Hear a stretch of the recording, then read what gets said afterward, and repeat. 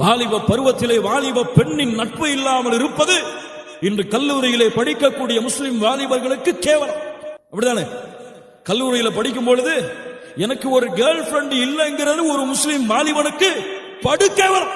ஒரு முஸ்லிமான பெண்ணுக்கு வயதை அடைந்த பிறகு ஒரு வாலிப ஆண் கிடைக்காமல் இருப்பது அந்த பெண்களுக்கு மிகப்பெரிய கேவலம். இல்ல மாஷா அல்லாஹ், அல்லாஹ் பாதுகாத்த நல்ல மூமினான ஆண்கள் பெண்களை தவிர.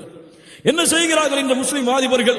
நம்முடைய தமிழ்நாட்டிலே கொஞ்சம் சென்னை போன்ற மாநகரங்களிலே கொஞ்சம் உலாவாருங்கள். ஒரு 5 மணிக்கு மேல் பீச்சுக்கு செல்லுங்கள், அல்லது வேற ஏதாவது முக்கியமான மால்களுக்கு செல்லுங்கள். எங்கே நீங்கள் திரும்பினாலும் அங்கே ஒரு ஹிஜாபோடு ஒரு ஆண் இருப்பால், ஒரு முஸ்லிமான ஒரு ஆண் இருப்பான் அவனோடு, அல்லது ஒரு ஹிஜாபோடு ஒரு பெண் இருப்பால், அதற்கு பதிலாக அதற்கு பக்கத்தில் ஒரு ஆண் இருப்பான். அவன் முஸ்லிமாகவும் இருப்பான், அவன் காஃபிராகவும் இருப்பான்.